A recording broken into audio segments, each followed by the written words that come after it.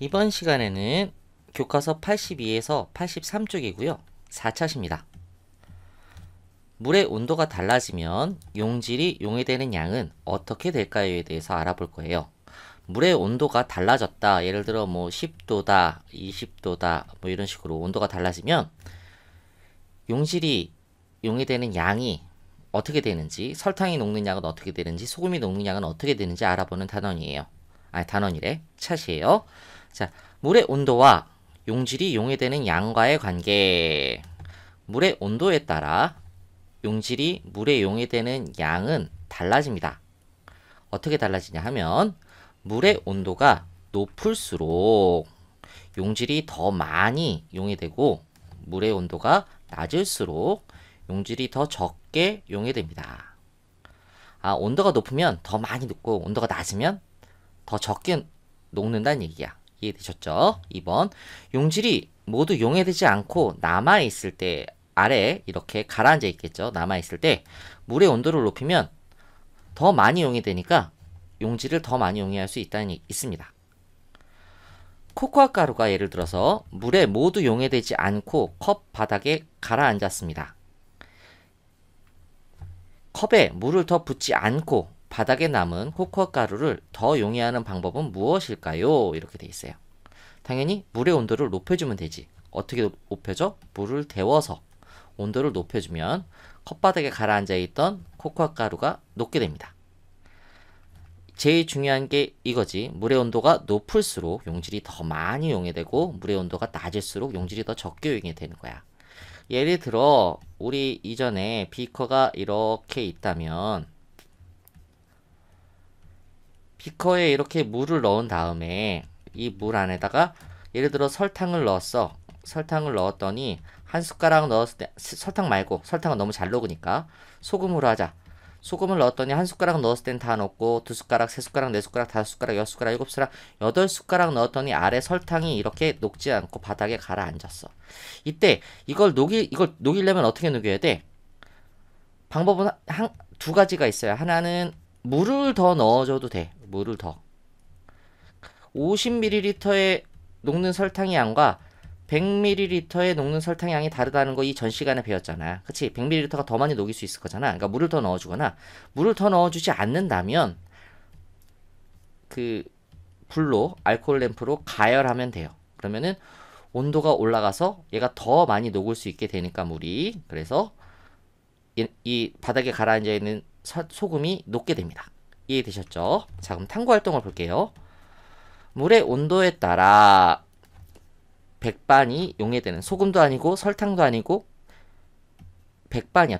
백반이 용해되는 양 비교하기. 준비물은 이렇게 길게 있습니다.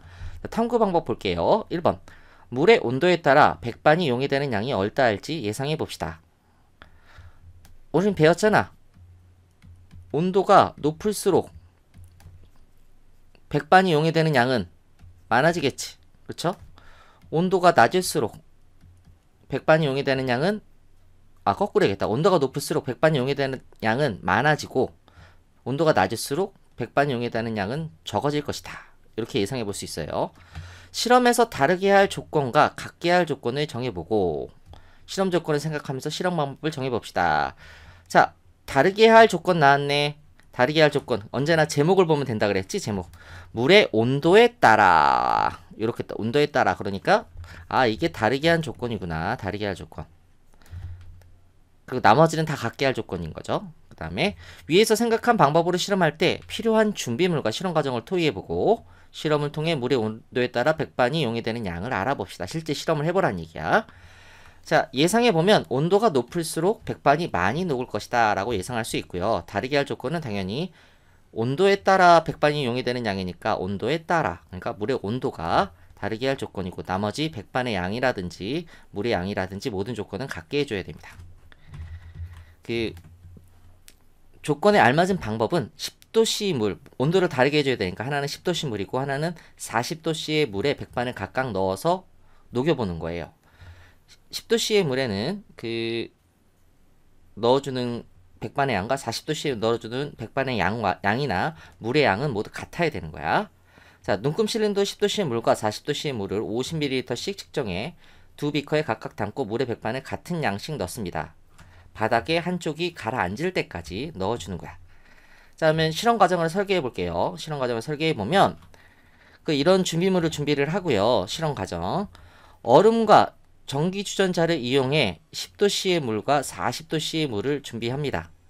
그 다음에 눈금 실린더로 10도씨와 40도씨의 물을 50ml씩 측정해 눈금 실린더 액체의 부피를 측정하는 거라 그랬어. 그러니까 물 50ml씩 측정해 두 비커에 각각 담고 하나는 10도씨의 물, 하나는 40도씨의 물을 각각 담고 백반을 두 숟가락씩 각 비커에 넣고 유리막대로 저어봅니다.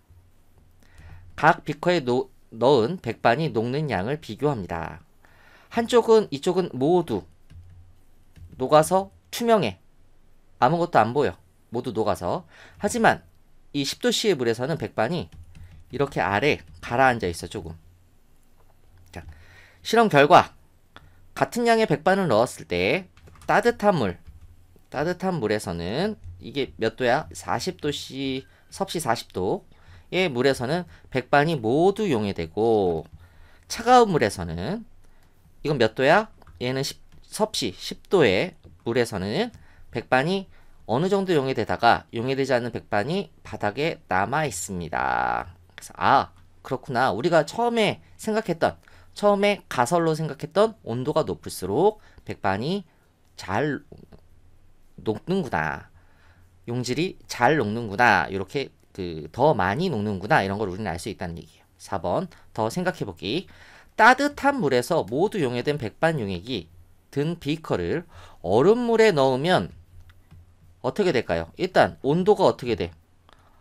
얼음물에 넣으면 이 따뜻한 물의 온도가 떨어지겠지. 그치? 온도가 떨어지니까 그 다음에 물이 녹일 수 있는 용질의 양은 어떻게 될까? 당연히 적어지겠지. 그러면 이미 가득 녹았던 백반 용액에서 백반이 양이 떨어지니까 다시 백반 알갱이가 다시 생기겠죠. 그래서 바닥에 가라앉을 겁니다. 이해되셨죠? 이렇게 생각하면 돼요. 자, 여기까지 해서 4차시 강의를 마치도록 하겠습니다. 수고하셨습니다.